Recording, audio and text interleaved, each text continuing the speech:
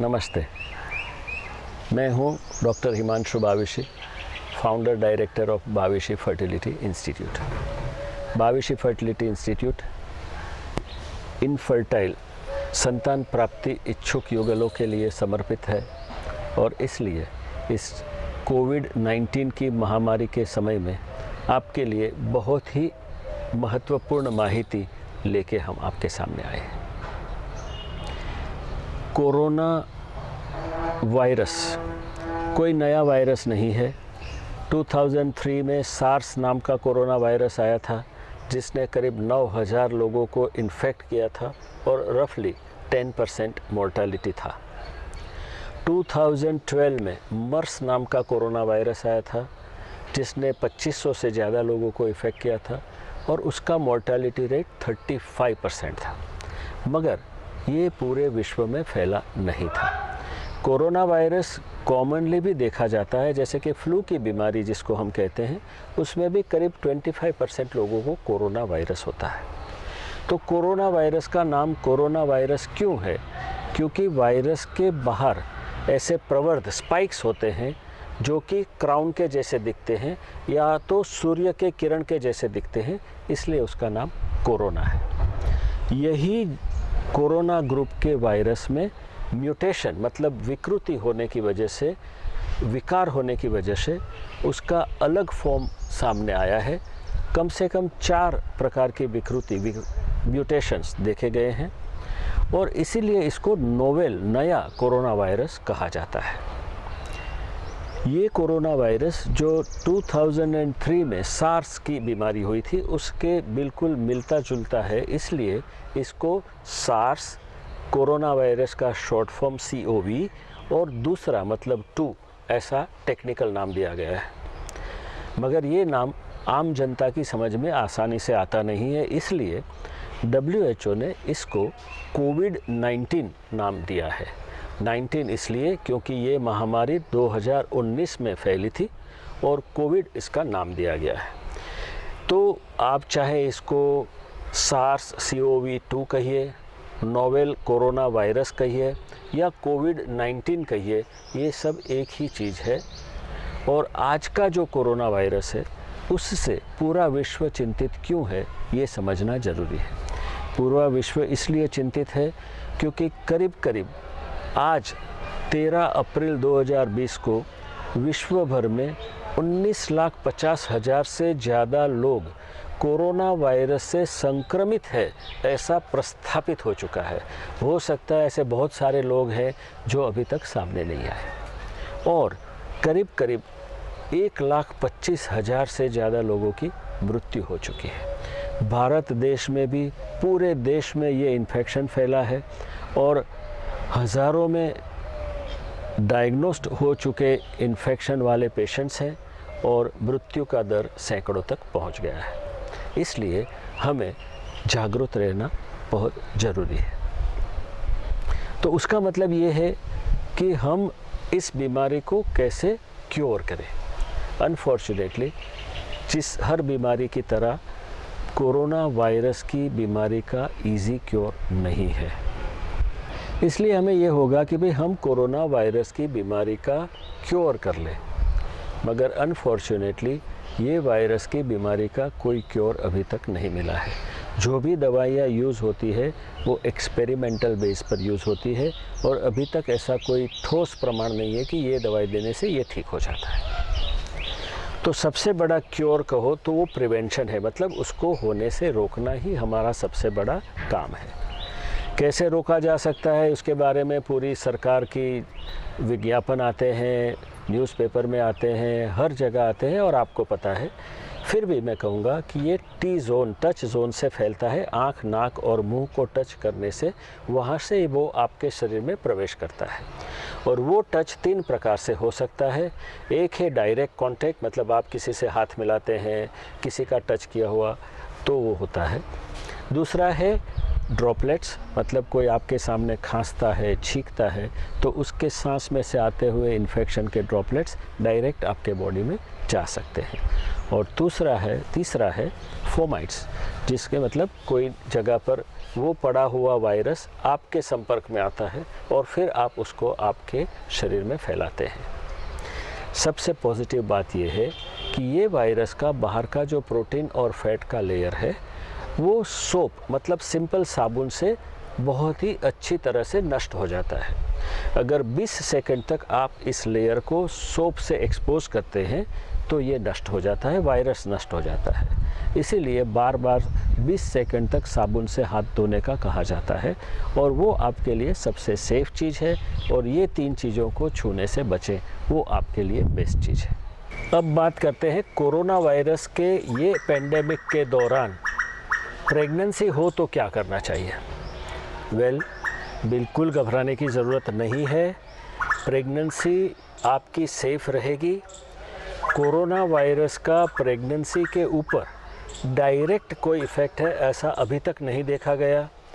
China में 87 corona virus infected women का, ladies का डिलीवरी होने के बाद भी सेफ डिलीवरी हुआ है और एक भी बच्चे में मदर टू चाइल्ड, मतलब जिसको वर्टिकल ट्रांसमिशन कहते हैं, ऐसा इन्फेक्शन नहीं देखने को मिला है। कोरोना वायरस का इन्फेक्शन एमनियोटिक फ्लूइड, मतलब बच्चे के आसपास में जो पानी होता है वहाँ पे, कॉर्ड मतलब जो बच्चे को उसकी माँ से जोड़ता है उसमें, या बच्चे में नहीं देखा गया है। और नॉर्मली जो डर रहता है कि भाई जो बीमारी है उसके इफ़ेक्ट से डायरेक्ट बच्चे को कोई होगा, मतलब खराबी होगी, डिफेक्ट होगा, डिजीज़ होगा, तो ऐसा भी कोई प्रमाण अब तक नहीं मिला है। हाँ, ये बीमारी अभी दिसंबर 19 से ही शुरू हुई है, इसलिए हमारे पास आज जो भी प्रमाण है वो मर्यादित है। जो आज का अवेलेबल साइंटिफिक डेटा है उसके बेसिस पर है। मगर पहली बात तो ये है कि हर किसी को कोरोना वायरस का इन्फेक्शन होता ही नहीं। तो अगर आप लो रिस्क जोन में हैं, तो अगर आप जो प्रिकॉशन बताए गए हैं वो प्रिकॉशंस लेते हैं तो आपको कोरोना वायरस का इन्फेक्शन नहीं होगा और आप बिल्कुल सेफ़, जैसे कि नॉर्मल होते हैं वैसे ही रहेंगे। Precautions, extra precaution as a pregnant lady क्या लेने चाहिए। एक, नॉर्मली जितनी बार आप हॉस्पिटल्स जाते हैं दिखाने के लिए, चेकअप कराने के लिए, सोनोग्राफी कराने के लिए, वो विजिट्स को कम कीजिए। अपने कंसल्टेंट से डिस्कस कीजिए। सभी कंसल्टेंट पेशेंट की हेल्प करने के लिए रेडी हैं। आपकी विजिट्स को कम करेंगे, आपकी सोनोग्राफीज़ को कम करेंगे और जितना हो सके आपको वीडियो कॉन्फ्रेंसिंग से, टेलीफोन से, मैसेजेस से, ईमेल से गाइड करेंगे।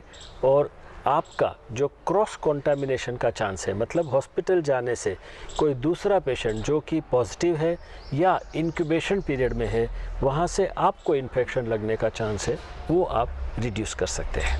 नंबर 1। फिर भी ऐसा भी नहीं कि आप बिल्कुल भी हॉस्पिटल नहीं जाएंगे। तो अगर आप हॉस्पिटल जाते हैं तो आप कुछ प्रिकॉशंस लीजिए।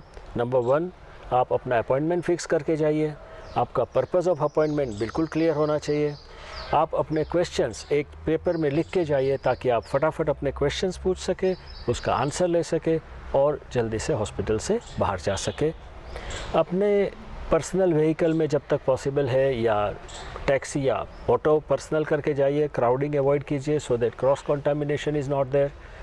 टाइम है तो आप अपनी गाड़ी में, अपने व्हीकल में वेट कीजिए, हॉस्पिटल से बाहर वेट कीजिए rather than waiting in the hospital, ताकि हॉस्पिटल के अंदर का क्रॉस इन्फेक्शन आपको ना लगे। हॉस्पिटल के रूल्स एंड रेगुलेशन को फॉलो कीजिए, जैसे कि हाथ धोने के बाद प्रवेश करना, सोशल डिस्टेंसिंग मेंटेन करना, मास्क पहन के जाना, कम रिलेटिव्स को ले जाना। ये सब हर एक हॉस्पिटल अपनी अपनी तरफ से इन्फेक्शन लगने के चांसेस कम करने के लिए, पेशेंट की सेफ्टी के लिए, दूसरे आने वाले दूसरे पेशेंट्स की सेफ्टी के लिए, हॉस्पिटल के डॉक्टर्स और स्टाफ की सेफ्टी के लिए ये सब प्रिकॉशंस लेते हैं। इसमें आप अपना कोऑपरेशन दीजिए और आपकी ये विज़िट जितनी हो सके इतनी फ्रूटफुल कीजिए। नेक्स्ट विज़िट के बारे में समझ लीजिए। हो सके तो आपका नेक्स्ट विज़िट अवॉइड कर लीजिए। घर से कुछ इन्फॉर्मेशन भेज के आप अपना वो विज़िट अवॉइड भी कर सकते हैं। अगर आपका प्रेगनेंसी एडवांस हो चुका है या आपके प्रेगनेंसी के कोई कॉम्प्लिकेशंस हैं तो उसके बारे में भी थोड़ा जागरूक रहिए। ये भी हो सकता है कि जो अस्पताल में आप रेगुलरली दिखाने जाते हो वो हॉस्पिटल बंद हो, काम ना करता हो, क्योंकि लॉकडाउन में सभी के स्टाफ का आना भी पॉसिबल नहीं होता है। कई सारे रीज़न्स होते हैं।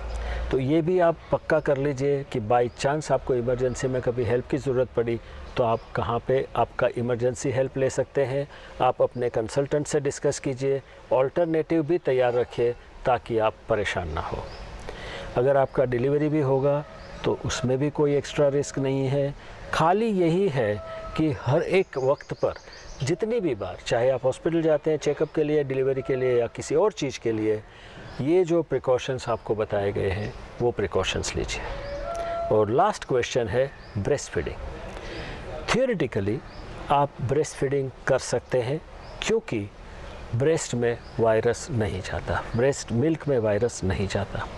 तो माँ का इन्फेक्शन, अगर माँ पॉजिटिव भी है तो भी बच्चे को वायरस नहीं जाता थ्रू ब्रेस्ट मिल्क। मगर ब्रेस्ट फीडिंग करने पर माता और बच्चे का बहुत ही नज़दीकी कांटेक्ट बनता है, तो रेस्पिरेशन से मतलब सांस से वो बच्चे में जा सकता है।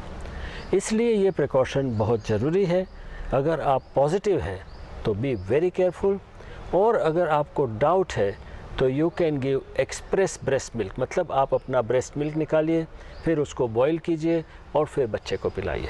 उसका मतलब ये नहीं कि आपका बच्चा आपके मिल्क के बना रहेगा और आपकी भी सेफ्टी बनी रहेगी और बच्चे की भी सेफ्टी बनी रहेगी। तो इन शॉर्ट अगर मैं कहूँ तो अगर आप प्रेग्नेंट है और आपका डर है कि भाई ये जो पेंडेमिक चल रहा है, महामारी जो चल रही है, उसकी वजह से आपको कुछ होगा या आपके बच्चे को कुछ होगा, तो ऐसा बिल्कुल भी नहीं है।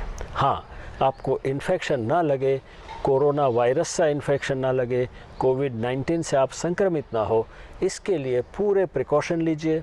और बाय चांस अनफॉर्चुनेटली अगर आपको इन्फेक्शन हो भी जाता है तो भी आप चिंता मत करें। आप यंग होते हैं, आपकी नॉर्मल इम्यूनिटी बॉडी की अच्छी होती है, तो आप उसको भी ओवरकम कर लेते हैं। हाँ, अगर आपका कोई एडिशनल रिस्क फैक्टर है, जैसे कि डायबिटीज़ है, ब्लड प्रेशर है, मल्टीपल प्रेगनेंसी है, एज ज़्यादा है, या सांस की कोई भी तकलीफ़ है जैसे अस्थमा है, लंग्स की बीमारी है, किडनी की बीमारी है, तो आपको बहुत ही ज़्यादा प्रिकॉशन लेने हैं and you have to be safe. Wish you a very safe pregnancy and delivery. नमस्ते, जय हिंद।